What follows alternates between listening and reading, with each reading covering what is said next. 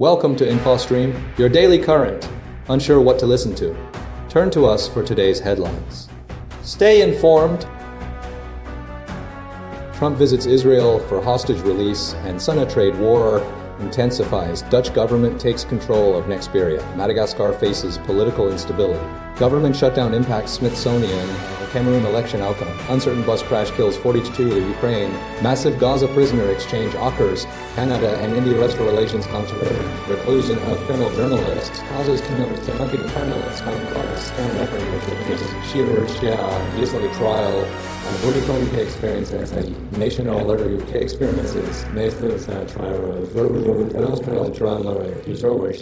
Trump heads to Israel ahead of Gaza hostage release and international summit. Donald Trump is traveling to Israel to oversee the imminent release of 20 hostages held by Hamas, a pivotal moment following 740 days of captivity. The release is scheduled in 3 stages, commencing at 8 a.m., local time 1 a.m. ET'd from separate locations, followed by a third batch later that hour. Trump will meet with the families of the released hostages and address the Israeli Knesset before departing for a major international summit in Egypt. The hostage release marks a significant step in President Trump's 20-point plan for a long-term peace and rehabilitation of Gaza. Hamas has been holding the hostages in underground tunnels, a construction effort undertaken over 2 decades. Following the hostages' return to Israel, hundreds of Palestinian prisoners and detainees are set to be released into Gaza. During his visit, Trump intends to reassure Israeli leaders and the public that the ceasefire will hold, declaring the war is over. The summit in Egypt will bring together over 20 world leaders to discuss the subsequent phases of the plan, which includes the reconstruction of Gaza. Key elements of the plan involve establishing an interim security force and political structure for Gaza. Preparations are underway in Tel Aviv's Hostages Square, where live coverage of the releases will commence at 4 a.m. local time 9 p.m. ET. The UN and its partners have begun distributing hundreds of thousands of hot meals and bread bundles in both the north and south of Gaza, marking the initial stages of humanitarian progress. Israeli Prime Minister Benjamin Netanyahu views the hostage release as the beginning of a new era for the country, one focused on healing and rebuilding. The international summit in Egypt will be crucial in securing commitments for resources and a coordinated effort to rebuild Gaza, contingent upon Hamas relinquishing control of areas above the Israel lines. The summit's success hinges on the full implementation of Trump's 20-point plan. U.S.-China trade tensions escalate. Markets react. Recent developments involving U.S.-China trade relations have triggered market volatility and heightened concerns about a potential trade war. Donald Trump's renewed threat to impose a 100% tariff on Chinese imports, effective November 1st, sparked a significant sell-off in U.S. stocks on Friday, with the Dow Jones Industrial Average experiencing its largest single-day drop since April. This escalation followed China's tightening of export controls on rare earths, critical materials essential for electronics and technology manufacturing, and the U.S. own imposition of export controls targeting China. The situation was further complicated by China's assertion that it is not afraid of a trade war and its readiness to implement countermeasures. The rare earth export controls represent a significant strategic move by China, aiming to limit access to these vital resources. The U.S. response, including the threatened tariff, reflects ongoing trade disputes and protectionist policies. Market reactions were swift, with investors seeking safe haven assets. Gold and silver futures experienced a surge in demand. Stock markets across Asia, including Hong Kong, Shanghai, and South Korea, also reacted negatively to the escalating tensions. However, there have been attempts to de-escalate the situation. Trump subsequently softened his tone, stating the U.S. wants to help China, not hurt it, suggesting a willingness to engage in further negotiations. Vice President J.D. Vance also called for China to choose the path of reason. Despite these efforts, uncertainty remains high. Analysts at Morgan Stanley expressed concern that further trade volatility could lead to a larger market correction. The core issues driving the conflict, rare earth access and trade imbalances, remain unresolved. The potential for a prolonged trade war continues to pose a significant risk to the global economy, impacting supply chains and economic growth. The situation is fluid, with ongoing negotiations and potential policy shifts influencing market sentiment. The U.S. and China's relationship remains a critical factor in global financial markets. Dutch government seizes control of Chinese-owned chipmaker Nexperia. The Dutch government has taken unprecedented action, assuming control over Nexperia, a Chinese-owned computer chip manufacturer headquartered in the Netherlands. This intervention stems from serious concerns regarding governance shortcomings and the potential transfer of sensitive technological knowledge to Wingtech, Nexperia's Chinese parent company. The move, invoking the Goods Availability Act, is aimed at safeguarding Europe's semiconductor supply chain, crucial for industries like automotive and consumer electronics, and bolstering European economic security. The decision follows the U.S. government's placement of Wingtech on its entity list in December 2024, citing alleged assistance to the Chinese government in acquiring semiconductor manufacturing capabilities. This action triggered a 10% decline in Wingtech's Shanghai stock price. The Dutch government's intervention is a rare use of this law, highlighting the severity of the perceived risks. Wingtech has strongly criticized the Dutch government's actions, characterizing them as excessive interference driven by geopolitical bias. The company alleges that non-Chinese Nexperia executives attempted a cloaked power grab through legal proceedings.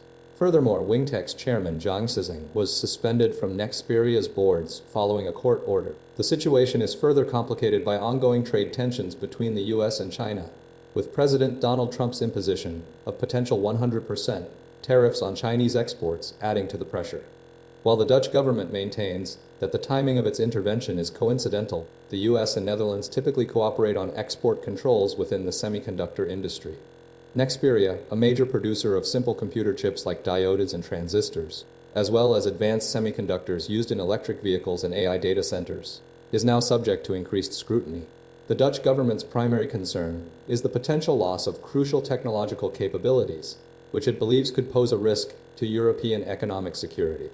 Wingtech has stated it will seek government support to protect its rights and interests, and has temporarily restricted its control over Nexperia due to the Dutch order and court rulings, impacting decision-making and operational efficiency.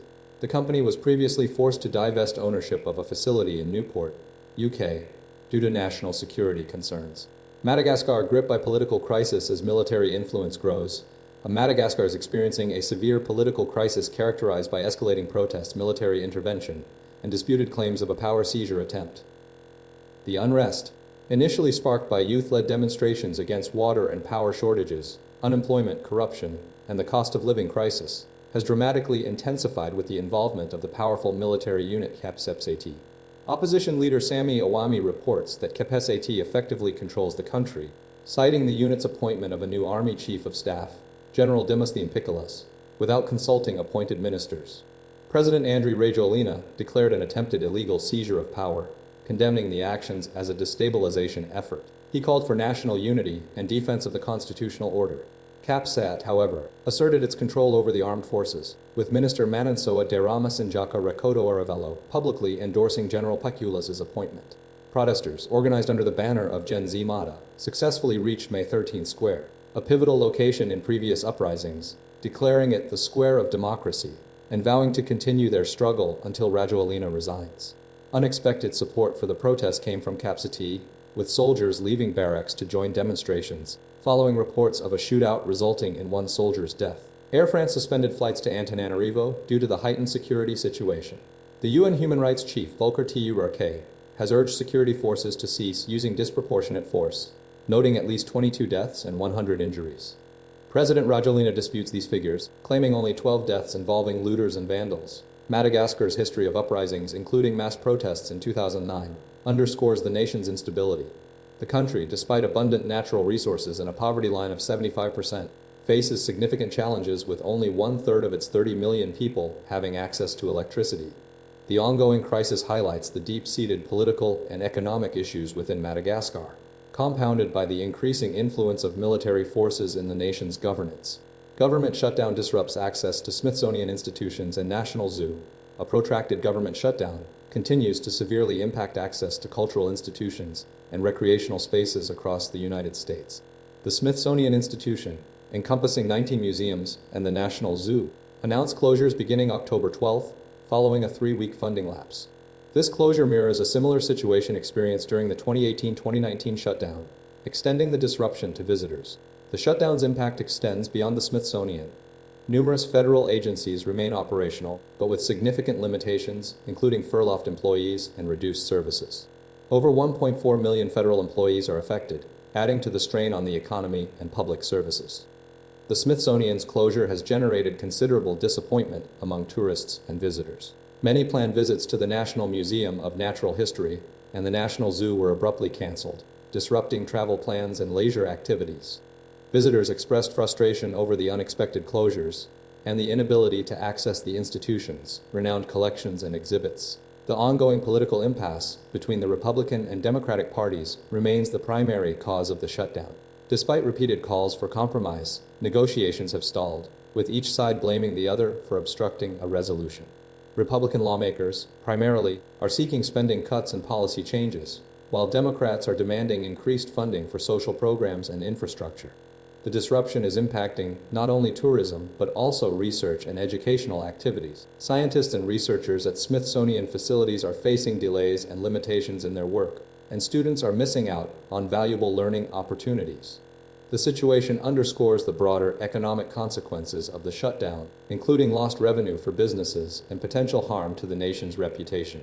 The prolonged uncertainty is fueling anxieties and raising questions about the stability of the U.S. government. The fate of the Smithsonian institutions and the National Zoo remains contingent on a swift and decisive agreement between the parties. Until a resolution is reached, visitors will be denied access to these invaluable cultural and educational resources, highlighting the human cost of political gridlock. Cameroian presidential election, uncertainty and challenges surround outcome. The final results of Cameroon's presidential election, scheduled to be announced within 15 days, remain uncertain amid reports of electoral irregularities, security concerns, and the advanced age of incumbent President Paul Biya.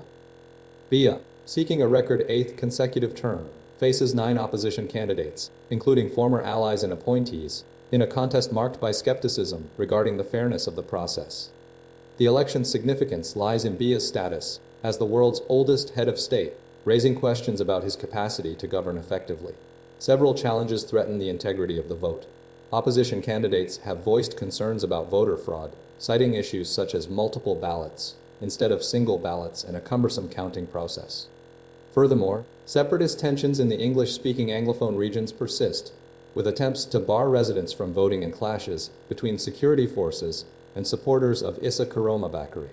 These regions face ongoing conflict, and a significant portion of the population remains fearful of reprisal. Security concerns extend beyond the Anglophone regions, with the Boko Haram insurgency spilling over from Nigeria and attacks on border towns. Cameroon faces escalating security crises and a significant poverty rate, with over 43% of the population living below the poverty line.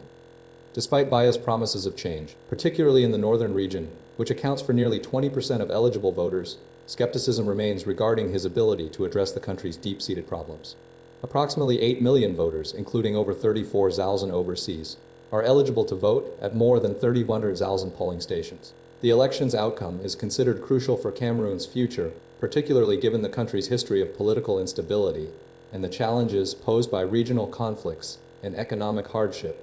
The opposition seeks to capitalize on Biya's age and the perceived failures of his 43-year rule, while Biya aims to maintain his grip on power. The long and potentially contentious vote counting process is expected to determine the next chapter for Cameroon. 42 killed in South Africa. Bus crashed. A passenger bus carrying Zimbabwean and Malawi nationals overturned on the N1 highway in South Africa's Limpopo province, resulting in the deaths of 42 people. The tragic incident occurred on Sunday night as the bus was traversing a mountainous section of the N1 highway. Authorities reported that the bus veered off the road along a steep mountain pass and plunged down an embankment. South African President Cyril Ramaphosa expressed his deep condolences, describing the high death toll, including 7 children, as a tragedy not only for South Africa, but also for Zimbabwe and Malawi. The South African government issued a statement offering condolences to the nations that lost their compatriots.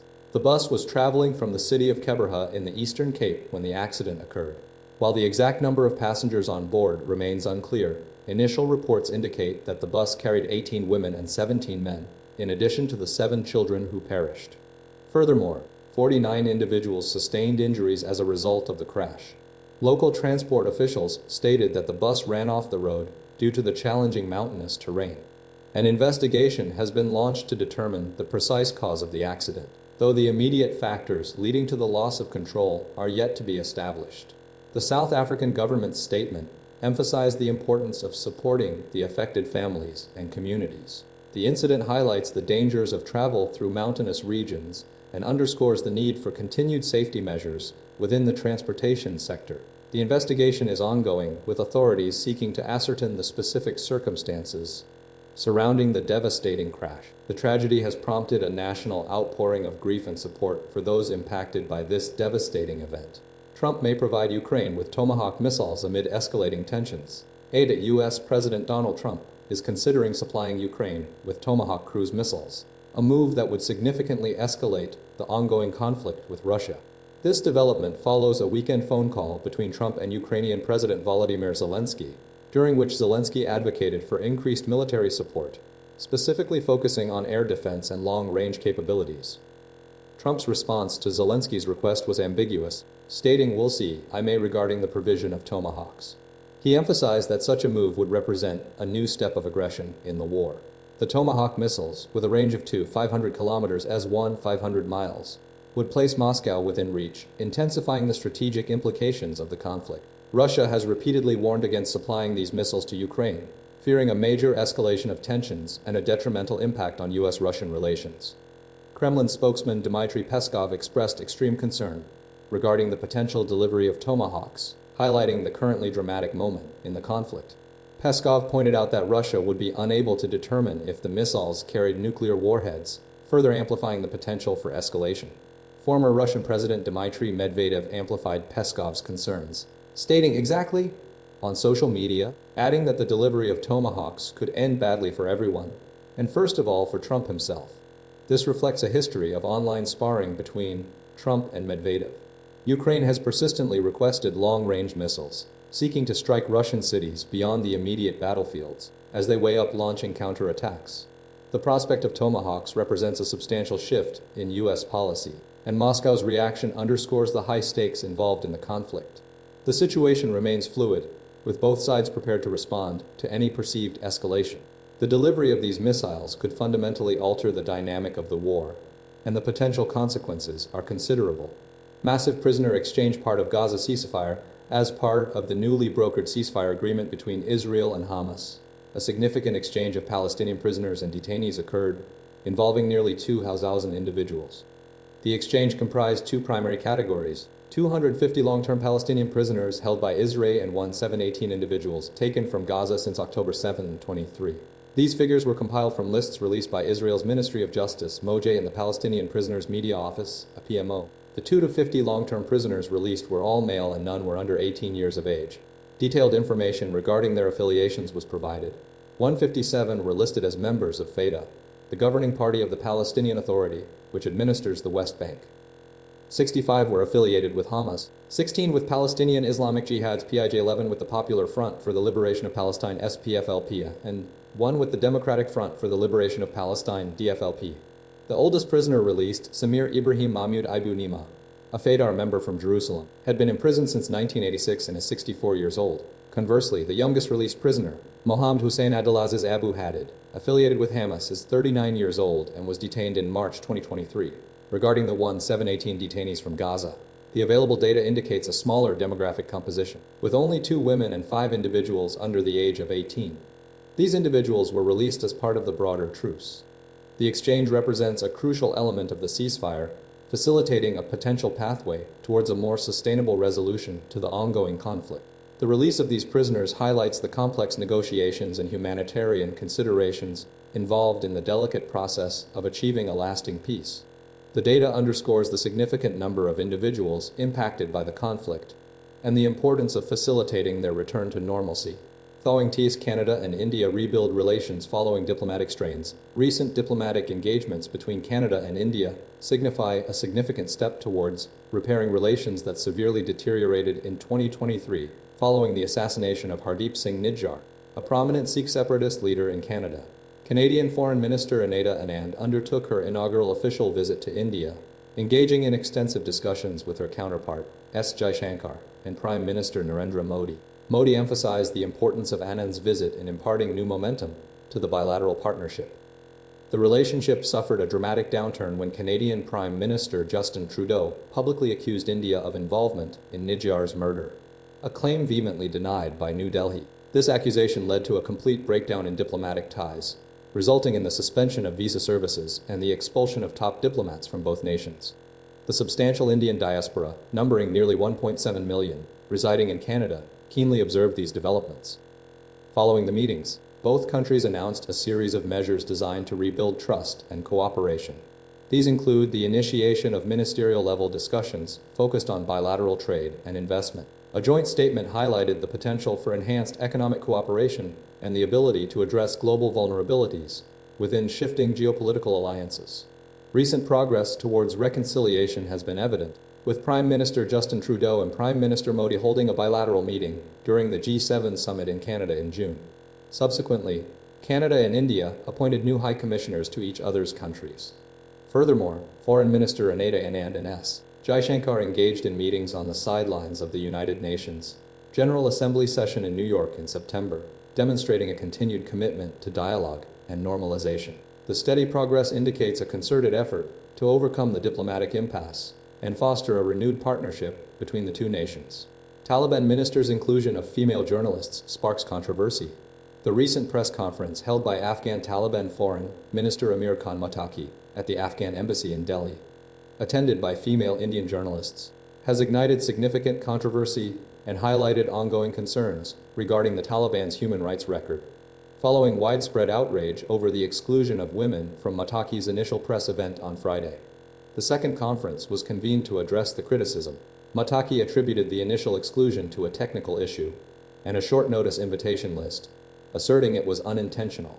However, this explanation failed to quell the criticism, particularly given the UN's characterization of Afghanistan as operating under a gender apartheid, characterized by severe restrictions on women's freedoms, including education, public spaces, and employment. The Taliban government's claims of respecting women's rights under their interpretation of Afghan culture and Islamic law have been repeatedly challenged by Western diplomats, who cite the curtailment of women's rights as a major obstacle to international recognition. Muttaqi's week-long visit to India, aimed at high-level talks with Russia, the only country to formally recognize the Taliban government, has been viewed as a strategic move for both nations.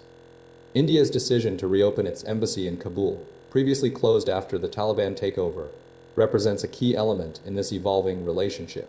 Despite India's assertion of no involvement in organizing the press interaction, the exclusion of female journalists from the event drew sharp criticism from Indian politicians and journalists, with opposition leader Rahul Gandhi accusing Prime Minister Narendra Modi of failing to protect women's rights. The situation underscores the complex geopolitical dynamics surrounding the Taliban regime and the international community's struggle to reconcile with the new order in Afghanistan, while simultaneously advocating for human rights and greater freedoms for Afghan women. The reopening of the Indian embassy is a significant step, but the underlying issues of gender inequality remain a critical concern. Trump calls on Israeli president to pardon Netanyahu amid hostage situation.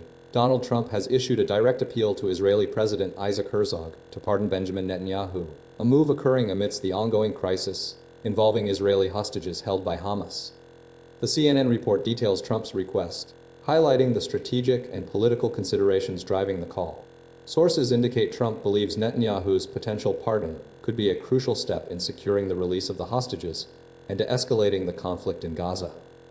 The article emphasizes the urgency of the situation, noting the emotional toll on families of the hostages, particularly the poignant moment captured in a video call.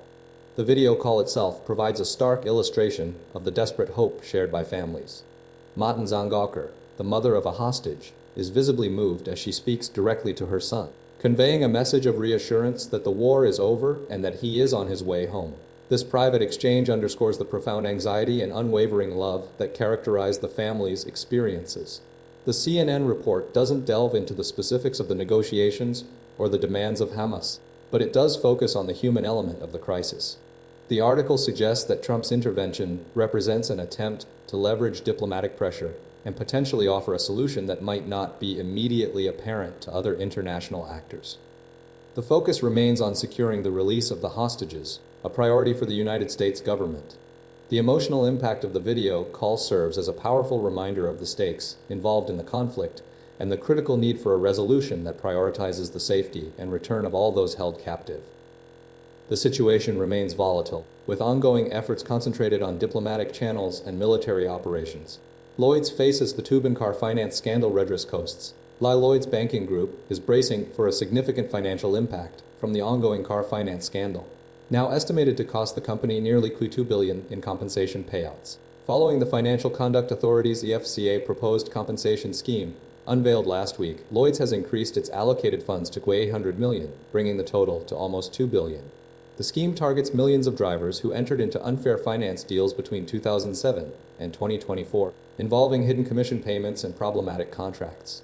The FCA estimates that around 14 million deals are potentially eligible, with an average payout of approximately $700 per customer, potentially leading to a total compensation burden of $8.2 billion.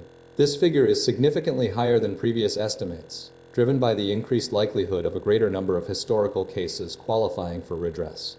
A Supreme Court ruling in August narrowed the scope of these cases, but the FCA's projections remain substantial. Lloyds argues that the FCA's calculations do not accurately reflect the actual losses incurred by customers, suggesting they could receive more than the proposed commission recovery, plus interest.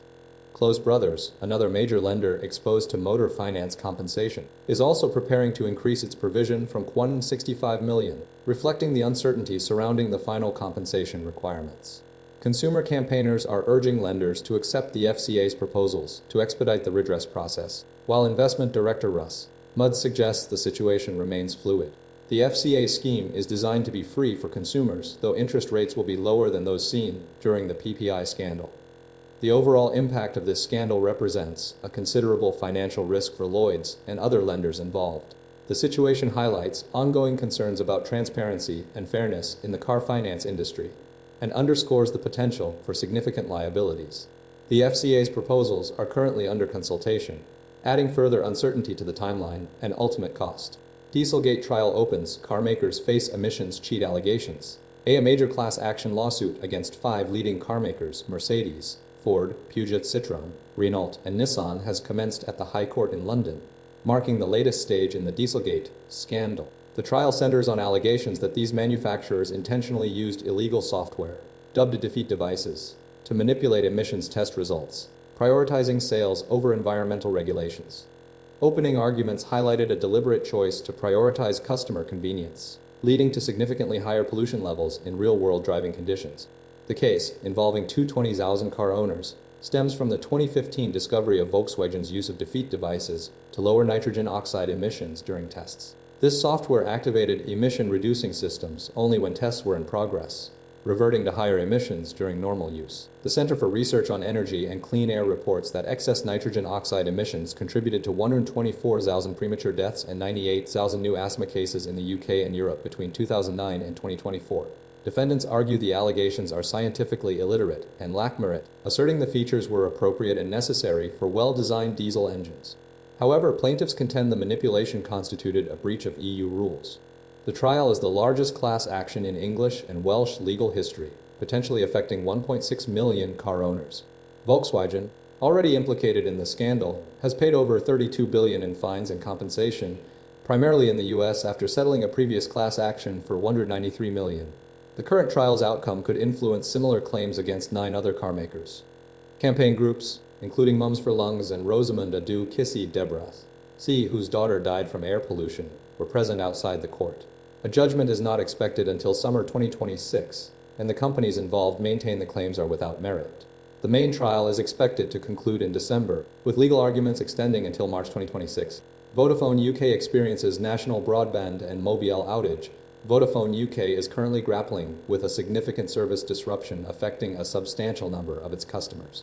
According to data from Down Detector, over 130,000 individuals have reported experiencing issues with Vodafone's broadband and mobile network services as of Monday afternoon. The company, boasting over 18 million customers, including nearly 700,000 home broadband subscribers, acknowledged the problem as a major outage. The disruption began shortly after 1500 BST and encompasses a range of services, including broadband, 4G, and 5G. Notably, 2G voice calls and SMS messaging remained operational. Vodafone issued an apology, stating that the network is actively recovering from the initial issue.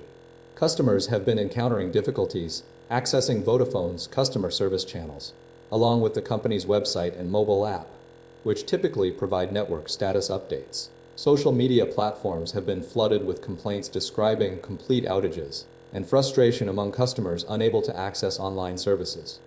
Several individuals highlighted the impact on their daily lives, with one self-employed user stating they were unable to work due to the disruption, relying on a coffee shop's Wi-Fi. Network monitoring service NetBlocks confirmed a national outage, affecting both broadband and mobile data. The situation has extended to Vodafone retail locations, with reports of customers queuing outside stores seeking information. A Vodafone store in Clapham, southwest London, displayed signage indicating the service disruptions. The outage underscores the reliance many customers have on Vodafone's network, and the considerable impact a widespread service failure can have on individuals and businesses. The company is currently focused on resolving the issues and restoring full network functionality.